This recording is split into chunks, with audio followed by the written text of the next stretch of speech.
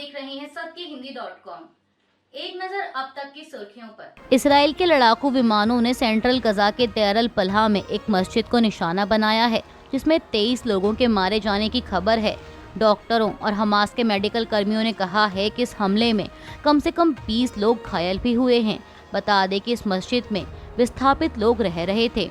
वहीं इसराइल का दावा है कि उसने हमास के कमांड ठिकानों को निशाना बनाया है। इसके अलावा फिलिस्तीनी मीडिया का कहना है कि उत्तरी गजा में जबालिया के नजदीक बैत लाहिया शहर में भी इसराइल की भारी बमबारी हुई है, जिसमें भी कई लोग मारे गए हैं।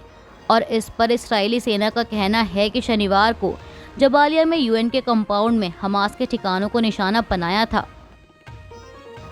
लेबनान पर इसराइल की बमबारी लगातार जारी है। कल शनिवार देर रात भी इसराइली सेना ने लेबनान पर बमबारी जारी रखी। शनिवार की देर रात को इसराइल ने लेबनान की राजधानी बेरूत के दक्षिणी इलाकों में 30 से भी अधिक हवाई हमले किए।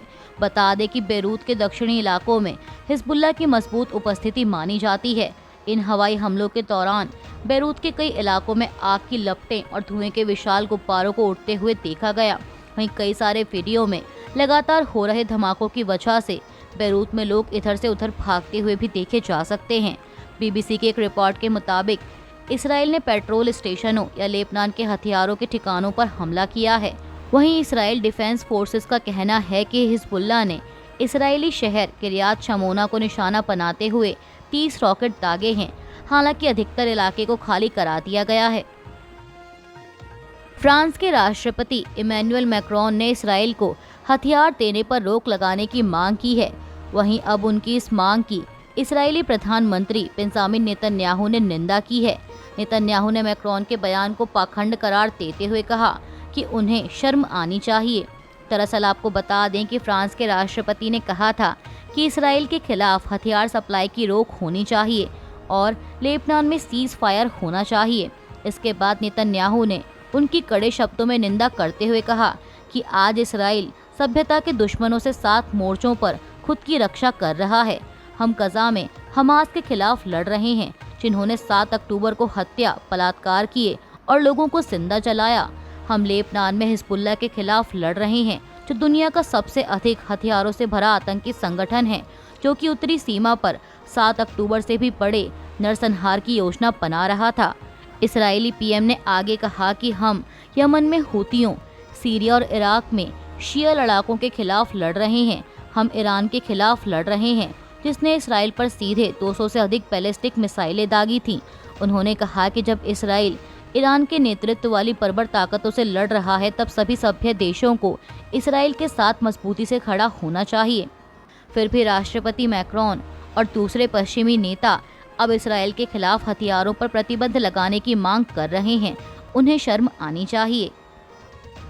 उत्तर प्रदेश में 10 विधानसभा सीटों के लिए होने वाले उपचुनाव को लेकर समाजवादी पार्टी सांसद डिंपल यादव ने जीत का दावा करते हुए कहा है कि लोगों ने मुद्दों के आधार पर परिवर्तन का मन बना लिया है। उन्होंने कहा कि समाजवादी पार्टी विधानसभा उपचुनाव की तैयारियों में जुटी हुई है। हमें बहुत अच्छा परिणाम मिलने वाला है। इसके साथ ही उन्होंने इंडिया गठबंधन के तहत सीट बंटवारे पर भी प्रतिक्रिया देते हुए कहा कि पार्टी के वरिष्ठ नेता तय करेंगे कि किस पार्टी के हिस्से में कौन सी सीट जाएगी। अयोध्या में जनता ने समाजवादी पार्टी को जिताने का काम किया है। ऐसे में मुझे लगता है कि लोग धर्म को राजनीति से दूर रखते हुए आम मुद्दों पर परिवर्तन चाहते हैं। वहीं इस पर यूपी के उप मुख्यमंत्री केशव प्रसाद मौर्य ने पलटवार करते हुए कहा कि समाजवादी पार्टी इन दिनों मुंगेरी लाल के हसीन सपने देख रही है। जब आंख खुलेगी तो हकीकत कुछ और दिखेगी। समाजवादी पार्टी इस प्रदेश के लिए खतरा बन चुकी है। ऐसे में मैं जनता से इसे समाप्तवादी पार्टी बनाने की अपील करता हूं। यूपी के गाजियाबाद में डासना देवी मंदिर के महंत यति नरसिंहानंद की पैगंबर मोहम्मद पर की गई आपत्तिजनक टिप्पणी को लेकर अब राज्य की पूर्व मुख्यमंत्री मायावती ने भी प्रतिक्रिया दी है। उन्होंने एक्स पर लिखा कि यूपी के गाजियाबाद में डासना देवी मंदिर के महंत द्वारा इस्लाम मजहब के खिलाफ फिर से नफरती बयानबाजी की गई, जिससे उस पूरे इलाके में और देश के कई हिस्सों में भी अशांति और तनाव की स्थिति पैदा हुई है। मायावती ने लिखा कि पुलिस द्वारा प्रदर्शनकारियों के खिलाफ तो कार्रवाई की गई, लेकिन असली गुनहगार को नहीं पकड़ा गया। उन्होंने कहा कि भारतीय संविधान धर्मनिरपेक्षता यानी सभी धर्मों के बराबर आदर सम्मान की गारंटी सुनिश्चित करता है। इसलिए केंद्र और राज्य सरकारों की जिम्मेदारी है कि वे इसका उल्लंघन करने वालों के खिलाफ सख्त कानूनी कार्रवाई करें। आपको बता दें कि इससे पहले जम्मू कश्मीर में नेशनल कॉन्फ्रेंस से लेकर हैदराबाद में असदुद्दीन ओवैसी ने भी इस मामले पर सख्त कार्रवाई की मांग की है। शिवसेना यूबीटी नेता संजय राउत ने प्रधानमंत्री नरेंद्र मोदी के एक बयान पर पलटवार करते हुए कहा कि पीएम मोदी का भाषण जो भी लिखता है वो उनके भाषण में गलत इतिहास की जानकारी दे रहे हैं। कांग्रेस पार्टी इस देश की सबसे पुरानी पार्टी है और इस देश के संग्राम में सबसे आगे रहने वाली पार्टी है। उस समय ना तो आरएसएस थी और ना ही भाजपा थी। संजय राउत ने आगे कहा कि हम सभी यानी विपक्ष के लोगों ने कभी ना कभी पीएम मोदी के साथ काम किया है, लेकिन तब तो आपको ऐसा नहीं लगा कि हम देश को विभाजित करने वाली ताकतें हैं। कोलकाता के आरजीकर अस्पताल में अपने सहकर्मी के साथ बलात्कार और हत्या के विरोध में प्रदर्शन कर रहे जूनियर डॉक्टरों ने कल शनिवार शाम को आमरण अनशन शुरू कर दिया है। उनका दावा है कि पश्चिम बंगाल सरकार ने उनकी मांगे पूरी नहीं की। दुर्गा पूजा उत्सव शुरू होने में 3 दिन बाकी हैं। ऐसे में डॉक्टरों ने शुक्रवार को कोलकाता के मध्य में धर्मतला में डोरीना क्रॉसिंग पर धरना शुरू कर दिया था। उन्होंने राज्य सरकार को उनकी मांगे पूरी करने के लिए 24 घंटे की समय सीमा तय की थी। एक डॉक्टर ने कहा कि राज्य सरकार समय सीमा में विफल रही है और इसलिए हम भूख हड़ताल शुरू कर रहे हैं, जो हमारी मांगे पूरी होने तक जारी रहेगी। और पारदर्शिता बनाए रखने के लिए हमने उस मंच पर सीसीटीवी कैमरे लगाए हैं जहां हमारे सहकर्मी अनशन कर रहे हैं। हरियाणा और जम्मू कश्मीर विधानसभा चुनाव के एग्जिट पोल पर राजनीतिक दलों की प्रतिक्रियाएं आनी लगातार जारी हैं। इसी कड़ी में हरियाणा विधानसभा चुनाव के एग्जिट पोल पर बीजेपी नेता और अंबाला कैंट से उम्मीदवार अनिल विज ने कहा कि ये महज एग्जिट पोल हैं, जमीन पर ऐसी कोई भी स्थिति नहीं है। हम भी अपनी रिपोर्ट इकट्ठा कर रहे हैं। भूपेंद्र सिंह हुड्डा के इलाके में कांग्रेस का वोट प्रतिशत घटा है, जबकि मेरे इलाके में वह बढ़ा है और इसका मतलब साफ है कि कांग्रेस का जनाधार घटा है। अनिल विज ने एग्जिट पोल्स को गलत बताते हुए आगे कहा कि 8 तारीख को जब नतीजे निकलेंगे तब सब कुछ साफ हो जाएगा। वहीं एग्जिट पोल पर कांग्रेस नेता कैप्टन अजय सिंह यादव ने कहा कि मैंने पहले भी कहा था कि 55 से 60 के बीच सीटें आएंगी, हमें पूरा बहुमत मिलेगा। इसके अलावा कांग्रेस में सीएम कौन होगा, इस सवाल पर उनका कहना था कि जो भी विधायक बनेगा वह सीएम बन सकता है और सीएम का फैसला विधायक दल तय करेगा।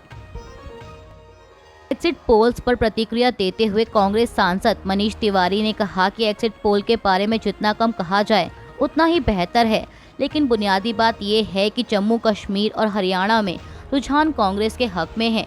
जम्मू कश्मीर में कांग्रेस और नेशनल कॉन्फ्रेंस के हक में रुझान है और हमारा यह मानना है कि दोनों जगहों पर हमारी सरकार बनेगी। इसके अलावा कांग्रेस नेता और डुरू विधानसभा क्षेत्र से पार्टी के उम्मीदवार गुलाम अहमद मीर ने कहा कि ये सवाल सिर्फ हरियाणा का नहीं है, सिलसिलेवार 4 विधानसभाओं के चुनाव होने जा रहे हैं। जम्मू कश्मीर में भाजपा का सफाया होने जा रहा है, हरियाणा में भी कांग्रेस की अच्छी लहर है। कांग्रेस पूरे बहुमत के साथ वहां सरकार बनाएगी। आने वाले दिनों में महाराष्ट्र का भी चुनाव होने वाला है और वहां पर भी एनसीपी, कांग्रेस और उद्धव ठाकरे की पार्टी जबरदस्त उपलब्धि हासिल करेगी। इन चुनावों में भाजपा का पूर्ण सफाया होगा। जम्मू कश्मीर में विधानसभा चुनाव को लेकर विभिन्न एग्जिट पोल के पूर्वानुमान सामने आ गए हैं। आपको बता दें कि यहां 10 साल बाद विधानसभा चुनाव हुए हैं, लेकिन सर्वेक्षणों के अनुसार पिछले चुनाव की तरह इस बार भी किसी को स्पष्ट बहुमत मिलता दिखाई नहीं दे रहा है। पिछला चुनाव 2014 में हुआ था, तब जम्मू कश्मीर में विधानसभा की 87 सीटें थी और अब 90 सीटें हैं, यानी अब बहुमत का आंकड़ा 46 है। वहीं पिछले चुनाव में महबूबा मुफ्ती की पीडीपी को सबसे अधिक 28 सीटें मिली थी और कुल 25 सीटें जीतकर भाजपा दूसरे स्थान पर रही थी। इसके अलावा नेशनल कॉन्फ्रेंस को 15, कांग्रेस को 12, 4 सीटों पर अन्य छोटे दल और 3 सीटें निर्दलीय उम्मीदवारों ने जीती थीं। इसी तरह अब भी किसी भी पार्टी या गठबंधन को पूर्ण बहुमत मिलता नहीं दिख रहा है।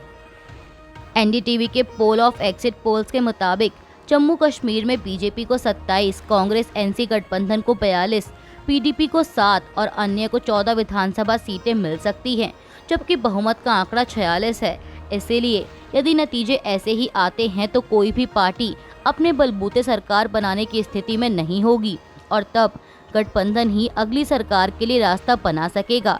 इस एग्जिट पोल के अनुसार राज्य में नेशनल कॉन्फ्रेंस और कांग्रेस का गठबंधन है, लेकिन वे दोनों मिलकर भी बहुमत के आंकड़े से कुछ दूरी पर हैं। इस बीच यह भी कहा जा रहा है कि इस बार राज्य में बड़ी तादाद में चुनाव लड़ने वाले निर्दलीय उम्मीदवारों में से अधिकांश को बीजेपी का समर्थन हासिल है। अब ऐसी स्थिति में बीजेपी को यदि सारे छोटे दलों और निर्दलीय उम्मीदवारों का समर्थन मिल जाए तो वह बहुमत के करीब तो पहुंच जाएगी, लेकिन सरकार तब भी नहीं बना सकेगी। और अगर इन हालातों में भाजपा को पीडीपी का साथ मिल जाए तो वे साथ मिलकर आसानी से सरकार बना सकते हैं। हालांकि इस बार भाजपा और पीडीपी का एक बार फिर साथ आना संभव नहीं दिखता, क्योंकि पिछले विधानसभा चुनाव के बाद पीडीपी ने बीजेपी के साथ मिलकर सरकार बनाई थी और यह सरकार लड़खड़ाते हुए 4 साल तक चल सकी थी।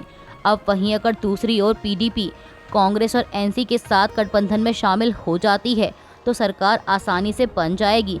हालांकि कहा यह भी जा रहा है कि नेशनल कॉन्फ्रेंस और पीडीपी के साथ आने की संभावना काफी कम है। अब बात करें हरियाणा विधानसभा चुनाव के एग्जिट पोल्स की, तो यहाँ लगभग सभी एग्जिट पोल्स के अनुसार कांग्रेस की सरकार बनती दिख रही है, जबकि बीजेपी दूसरे नंबर की पार्टी रहेगी। आपको बता दें कि यहाँ भी बहुमत का आंकड़ा 46 है।